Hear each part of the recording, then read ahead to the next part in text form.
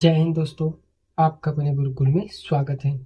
आज का देखिए हमारा नया क्या है, नया टॉपिक लाइन। ठीक, इसके पिछले हमने लाइन का जो भी था उसमें कुछ इंपॉर्टेंट थ्योरी बताए थे। आज हम लोग लाइन्स का जो भी है क्वेश्चन है, प्रीवियस ईयर क्वेश्चन पेपर, उसको देखेंगे। ठीक है, यानी कि लाइन से संबंधित जितने भी क्वेश्चन है, आज 35 या 36 क्वेश्चन है, उसको आज हम लोग देखेंगे। और ये आपके बहुत ही इंपॉर्टेंट है, क्योंकि इससे आपके लाइन के जो भी क्वेश्चन है पेपर में बनेंगे, सारे के सारे क्वेश्चन यहाँ से आपके मिल जाएंगे।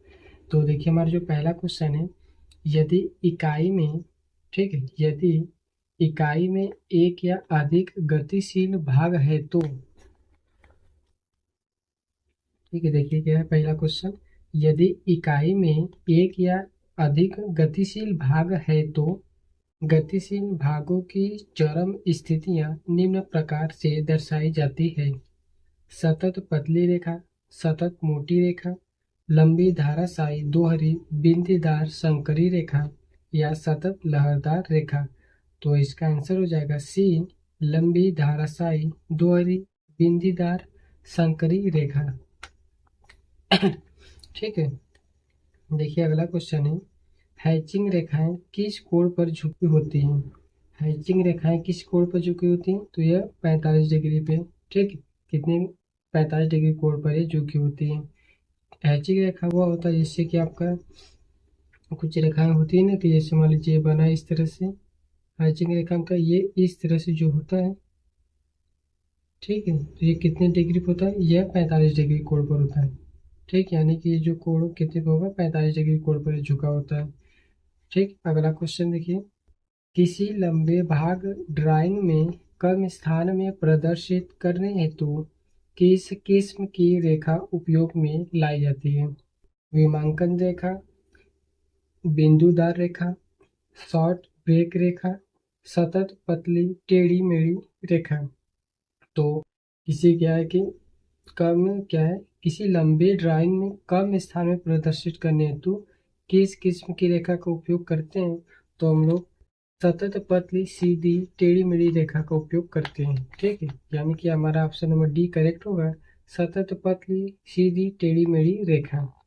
अगला क्वेश्चन देखिए हमारा है, मोटे सिरों वाली पतली चेन रेखाओं का किस प्रकार या रेखाओं का प्रयोग किया जाता है।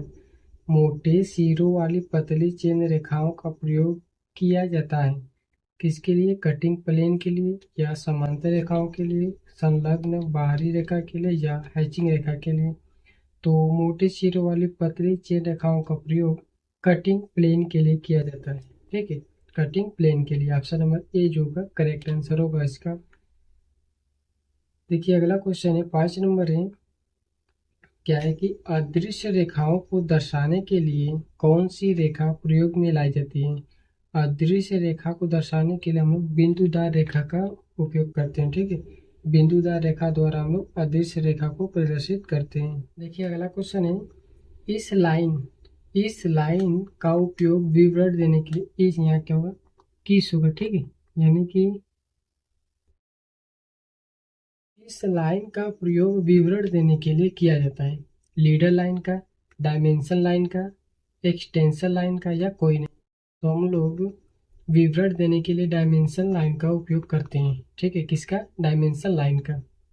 अगला क्वेश्चन है, हैचिंग रेखा के मध्य कम से कम कितनी दूरी होनी चाहिए। देखिए अभी बताया कि हैचिंग रेखा कितने कोण पर होता है, इस तरह से होगा। तो ये क्या हो जाएगा, हमारा हैचिंग रेखा हो जाएगा, और ये कितने कोण पर होगा, 45 डिग्री पे। ठीक है, 45 डिग्री कोण पर होता है, और इन दोनों के बीच की जो दूरी होती है वो 0.7 मिलीमीटर होता है। ठीक है, यानी कि दो रेखाओं के बीच की दूरी 0.7 मिलीमीटर होता है, और ये कितने कोण पर होता है, तो 45 डिग्री कोण पर झुका होता है। अगला क्वेश्चन देखिए हमारा है, केंद्र रेखा किस तरह दर्शाई जाती है। निरंतर रेखा द्वारा, लंबे दोहरे बिंदुदार संकरी रेखा द्वारा, लंबे बिंदुदार संकरी रेखा, या बिंदुदार संकरी रेखा। तो केंद्र रेखा जो है हमारा लंबे बिंदुदार संकरी रेखा द्वारा दर्शाया जाता है। ठीक है, किसके द्वारा, लंबे बिंदुदार संकरी रेखा के द्वारा। देखिए अगला क्वेश्चन है, तीर के निशान की लंबाई तथा उसकी ऊंचाई का अनुपात होता है। ये याद रखेंगे, बहुत ही इंपॉर्टेंट क्वेश्चन है। कि तीर के निशान की लंबाई और उसकी ऊंचाई का अनुपात ये हमारा 3 और 1 का होता है। ठीक, लंबाई 3 होता है, ऊंचाई 1 होता है, यानी 3:1। ठीक है।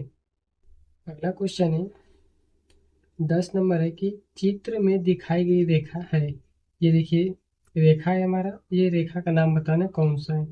विस्तार रेखा, हिडन रेखा, केंद्र रेखा या वस्तु रेखा। तो इस तरह से जो होता है, यानी कि ये हमारे कौन सा रेखा है, या हिडन रेखा है। ठीक है, हिडन रेखा को हम लोग इस तरह से प्रदर्शित करते हैं। यहाँ पे देखिए क्या है, 11वां क्वेश्चन। इसमें 4 रेखाएं बनी है, हमको इसमें से बताना है कि दी गई लाइनों में सतत पतली जिग जैग लाइन कौन सी है। सतत पतली जिग जैग लाइन, ये हमारा देखिए इस तरह से ये जो बना, ये हमारा जिग जैग लाइन होता है। ठीक है, तो ऑप्शन नंबर डी जो होगा इसका करेक्ट आंसर हो जाएगा। देखिए 12 नंबर क्वेश्चन है, निरंतर मोटी रेखा को इस नाम से भी पुकारते हैं, यानी कि निरंतर मोटी रेखा को और किस नाम से पुकारते हैं। Dimension line, object line, extension line या प्रोजेक्शन लाइन। तो हम निरंतर मोटी रेखा जो थ्योरी वाले क्लास लिए थे उसमें हमने बताया था कि निरंतर मोटी रेखा को ऑब्जेक्ट लाइन भी कहा जाता है। ठीक है, तो इसका करेक्ट आंसर क्या हो जाएगा, option number B, object line. आयाम रेखा के अंत में एक तीर का निशान लगभग कितना मिलीमीटर लंबा और कितना 1 मिलीमीटर चौड़ा होता है, यानी कि लगभग कितना लंबा और 1 मिलीमीटर चौड़ा होता है। तो अभी हम बताए थे कि लंबाई और चौड़ाई का अनुपात कितना होता है, 3 और 1 का होता है। ठीक है, तो ये हमारा चौड़ाई 1 है तो लंबाई कितना होगा, 3 मिलीमीटर होगा। तो हमारा करेक्ट आंसर क्या है, ऑप्शन नंबर बी। ठीक है, ए है, बी है, सी डी, यानी कि बी है 3 मिलीमीटर। तो अगला देखिए क्या है, एस पी, ठीक है, एस पी 146 2003 के अनुसार दो रेखाओं के बीच रखी गई न्यूनतम दूरी कितनी होती है। अभी बताए थे हम क्या होता है, 0.7 मिलीमीटर। ठीक है, दो रेखाओं के बीच की न्यूनतम दूरी 0.7 मिलीमीटर होता है। 15 नंबर क्वेश्चन है कि चित्रकारी में मध्यम मोटी और पतली रेखाओं का अनुपात क्या है। मध्यम मोटी और पतली रेखाओं का अनुपात कितना होता है, 5:3 का होता है। ठीक, ये आप लोग याद रखेंगे जो भी आपका ये है। तो इसको नंबर वाले जितने भी अंक है, यानी कि जहाँ पे कुछ मान उसको याद करना है, कितने कोण पर है, कितना मीटर लंबा होता है, तो ये सब आपको याद करना पड़ेगा। तो आप लोग याद रखेंगे कि देखिए मध्यम मोटी और पतली रेखाओं का अनुपात 5 और 3 का होता है। ठीक, तो ऑप्शन नंबर ए जो होगा इसका करेक्ट आंसर आ जाएगा। देखिए 16 नंबर है, तीर के शीर्ष की लंबाई होती है मोटाई के बराबर, मोटाई का 2 गुना, मोटाई का 3 गुना या मोटाई का 4 गुना। तो लंबाई क्या होता है, उसकी चौड़ाई का कितना होता है, 3 गुना ही होता है ना, तो मोटाई के क्या हो जाएगा, 3 गुना हो जाएगा। ऑप्शन नंबर सी जो होगा इसका करेक्ट आंसर। देखिए अगला क्वेश्चन है 17 नंबर, कौन सी रेखाएं पतली रेखाएं हैं। लीडर लाइन, एक्सटेंशन लाइन, आयाम लाइन, उपयुक्त सभी। तो पतली रेखा बोला है, तो लीडर लाइन भी पतला होता है, एक्सटेंशन लाइन भी पतला होता है, आयाम लाइन भी पतला होता है, यानी कि ये सभी के सभी हमारे करेक्ट आंसर है। ठीक है, तो हमारा 17 का ऑप्शन नंबर डी हो जाएगा, उपरोक्त सभी। देखिए 18 नंबर क्वेश्चन है, जब दो या दो से अधिक रेखाएं किसी भी वस्तु पर नहीं मिलती हैं तो उन्हें क्या कहा जाता है।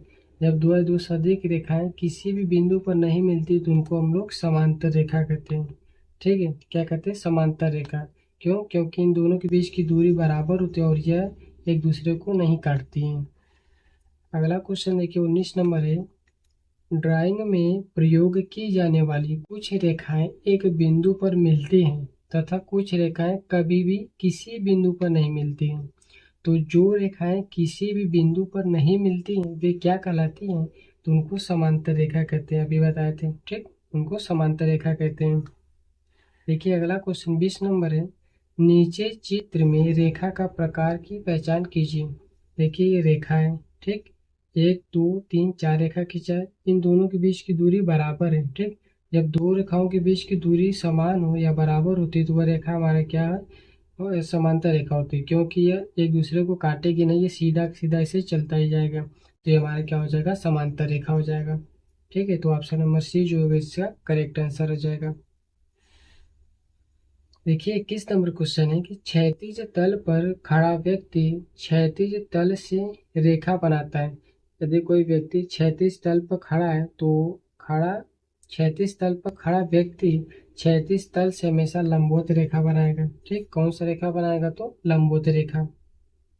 अगला क्वेश्चन है, एक गमन करता बिंदु अपनी दिशा बदलता रहता है, इस प्रकार बनी रेखा का नाम क्या हो जाएगा? समांतर रेखा, झुकी रेखा, सरल रेखा या वक्र रेखा।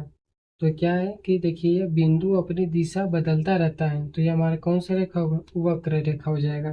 देखिए 23 नंबर क्वेश्चन है, एक संदर्भ रेखा पर खड़ी लंब रेखा कहलाती है। संदर्भ रेखा पर खड़ी एक लंब रेखा कहलाती है।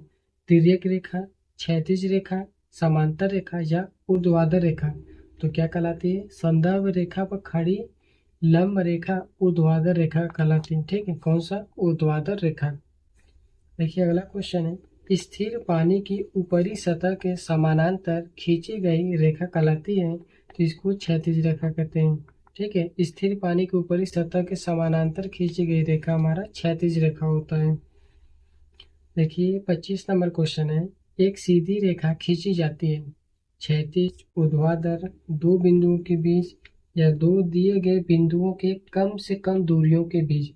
तो एक सीधी रेखा जो खींची जाती है वह दो दिए गए बिंदुओं के कम से कम दूरियों के बीच खींचा जाता है, यानी कि ऑप्शन नंबर जो हमारा कौन सा है? ऑप्शन नंबर डी जो होगा इसका करेक्ट आंसर होगा। ठीक है, ऑप्शन नंबर डी हमारा करेक्ट आंसर हो जाएगा। देखिए अगला है 26 नंबर क्वेश्चन, एक सरल रेखा जो न वर्टिकल है और न ही हॉरिजॉन्टल है, उस लाइन को क्या कहते हैं? सरल रेखा, वक्र रेखा, झुकी रेखा या कोई भी नहीं। तो एक सरल रेखा जो न वर्टिकल है और न ही हॉरिजॉन्टल है, उस लाइन को क्या कहते हैं? तो उसको झुकी हुई रेखा कहते हैं, यानी कि ऑप्शन नंबर सी झुकी रेखा। ऑप्शन नंबर सी हमारा करेक्ट हो जाएगा इसका। देखिए 27 नंबर क्वेश्चन है, ISI द्वारा निर्धारित किए गए विभिन्न रेखा समूहों में से कौन सी माप रेखा G के लिए किसी भी समूह में नहीं रखी गई है? 1.8 मिलीमीटर, 0.3 मिलीमीटर, 0.5 मिलीमीटर या 0.8 मिलीमीटर। तो हमारा आंसर हो जाएगा 1.8 मिलीमीटर। ठीक है, जो भी आपका मान वाला है क्वेश्चन उसको आपको याद करना पड़ेगा। तो इसका आंसर क्या हो जाएगा? 1.8 मिलीमीटर। अगला क्वेश्चन 28 नंबर, SP 46 2003 के अनुसार दो रेखाओं के मध्य न्यूनतम दूरी रखी जाती है, ये बताए थे कितना? 0.7 मिलीमीटर होता है। ठीक है, 29 नंबर क्वेश्चन है, 0.5 मिलीमीटर रेंज की मोटाई वाली लाइन ग्रुप में ऑब्जेक्ट या आउटलाइन की मोटाई कितनी होती है? 0.5 मिलीमीटर, 0.3 मिलीमीटर, 0.2 मिलीमीटर या कोई भी नहीं। तो इसका कौन सा आंसर हो जाएगा? 0.5 मिलीमीटर हो जाएगा। ठीक है, यानी कि 0.5 मिलीमीटर रेंज की मोटाई वाली लाइन ग्रुप में ऑब्जेक्ट या आउटलाइन की मोटाई कितनी होगी? 0.5 मिलीमीटर। देखिए 30 नंबर क्वेश्चन है, प्रशिक्षण के कार्यों में मोटाई की किस रेंज की लाइनों का प्रयोग किया जाता है? ठीक है, तो प्रशिक्षण के कार्यों में मोटाई की किस रेंज की लाइनों का प्रयोग किया जाता है? 0.5 मिलीमीटर, और इससे कम जो होगा वह 0.3 मिलीमीटर, और इससे कम 0.2 मिलीमीटर होता है। ठीक है, तो यहाँ पे हमारा कौन सा आंसर होगा? Option number D 0.5 millimetre. 31 number question है, IS 1609-1983 के अनुसार लाइन की मोटाई कितने प्रकार की होती है? तो H/10 भी होता है और H/14 और H/10 दोनों होता है। ठीक, यानी कि उपरोक्त दोनों। ISI 1609-1983 के अनुसार लाइन की मोटाई H/14 और H/10 दोनों होता है। तुम्हारा आंसर कौन सा होगा? Option number C. ठीक है, तो देखिए अगला क्वेश्चन जो हमारा है, यह शीर्ष चिन्हों द्वारा निलंबित है आयाम की सीमा की दशा दर्शाते हुए dimension line, extension line, arrowhead line या सेंटर लाइन। तो क्या हो जाएगा, यह शीर्ष चिन्हों द्वारा निलंबित है, आयाम की सीमा की दशा दर्शाते हुए इसे डायमेंशन लाइन कहते हैं। ठीक है, क्या होता है डायमेंशन लाइन। देखिए 33 नंबर क्वेश्चन, इस लाइन का प्रयोग विवरण देने के लिए किया जाता है। Leader line, dimension line, extension line, कोई भी। तो इस लाइन का उपयोग विवरण देने के लिए, तो विवरण देने के लिए हम लोग लीडर लाइन का उपयोग करते हैं। ठीक है, किसका, लीडर लाइन का उपयोग किया जाता है। देखिए 34 नंबर क्वेश्चन है, टेढ़ी मेढ़ी रेखा के साथ निरंतर पतली सीधी रेखा का उपयोग किसके लिए होता है। प्रक्षेपण रेखा के लिए, अग्र रेखा, दीर्घ विराम रेखा, कर्तन प्लेन। तो टेढ़ी मेढ़ी रेखा का उपयोग हम लोग दीर्घ विराम रेखा के लिए करते हैं। ठीक है, दीर्घ विराम रेखा, तो हमारा आंसर होगा सी। 35 नंबर क्वेश्चन है, पतली रेखा कौन सी रेखा है। लीडर रेखा, विस्तार रेखा, आयाम रेखा या उपरोक्त सभी। तो पतली रेखा जो होती है वह विस्तार रेखा भी होती है, आयाम रेखा भी होती है और लीडर रेखा भी होती है। तो ऑप्शन नंबर डी जो होगा इसका करेक्ट आंसर हो जाएगा। देखिए अगला क्वेश्चन है 36 नंबर, किसी लंबे भाग ड्राइंग में कम स्थान में प्रदर्शित करने हेतु किस किस्म की रेखा उपयोग में लाई जाती है। विमांकन रेखा, बिंदुदार रेखा, शॉर्ट ब्रेक रेखा, लॉन्ग ब्रेक रेखा। तो क्या लंबे भाग ड्राइंग में कम स्थान में प्रदर्शित करने के लिए हम लोग लॉन्ग ब्रेक रेखा का उपयोग करते हैं। ठीक है, किसका, लॉन्ग ब्रेक रेखा का उपयोग किया जाता है। देखिए 37 नंबर क्वेश्चन है, मोटे सिरों वाली पतली चेन रेखाओं का प्रयोग किया जाता है। कटिंग प्लेन, समानांतर रेखा, संलग्न बाहरी रेखा और हैचिंग रेखा। तो मोटे सिरों वाली पतली चेन रेखाओं का प्रयोग कटिंग प्लेन के लिए किया जाता है। और ये आपको बहुत ही इम्पोर्टेंट क्वेश्चन है। ठीक है, ये आपका इम्पोर्टेंट क्वेश्चन है, बहुत ज़्यादा है। मोटे सिरों वाली पतली चेन रेखाओं का प्रयोग कटिंग प्लेन के लिए किया जाता है। 38 नंबर क्वेश्चन है कि किसी वस्तु की आउटलाइन हेतु प्रयुक्त रेखाएं कहलाती हैं। निर्माण रेखा, विमा रेखा, अदृश्य रेखा या वस्तु रेखाएं। तो किसी वस्तु की आउटलाइन हेतु प्रयुक्त रेखाएं वस्तु रेखाएं कहलाती है। ठीक, ऑप्शन नंबर डी जो होगा इसका करेक्ट आंसर होगा। और देखिए इस वीडियो का अंतिम क्वेश्चन है 39 नंबर, रेखा की पहचान करो जो प्रक्षेप रेखा यानी कि प्रोजेक्शन लाइन के रूप में प्रदर्शित होती है। इसकी मोटाई 0.5 मिलीमीटर, इसकी मोटाई 0.2 मिलीमीटर, ये देखिए हमारा 0.2 मिलीमीटर है और ये 0.2 मिलीमीटर। तो हम लोग सीधी एक रेखा की पहचान को जो प्रक्षेप यानी प्रोजेक्शन लाइन में एक सीधी रेखा होती है और उसकी मोटाई होती है 0.2 मिलीमीटर होता है। ठीक है, टेढ़ी मेढ़ी रेखा नहीं होगा, जिगजैग लाइन भी नहीं होगा। मोटाई होनी चाहिए 0.2 मिलीमीटर और यह सीधी रेखा होनी चाहिए। ठीक है, तो ये था 39 नंबर सवाल हमारा। इसका ये हमारे रेखानी की लाइन से संबंधित 39 क्वेश्चन थे और आपके ये सारे के सारे इंपॉर्टेंट क्वेश्चन है और प्रीवियस ईयर क्वेश्चन पेपर है। तो आप लोग इसको याद कर लेंगे।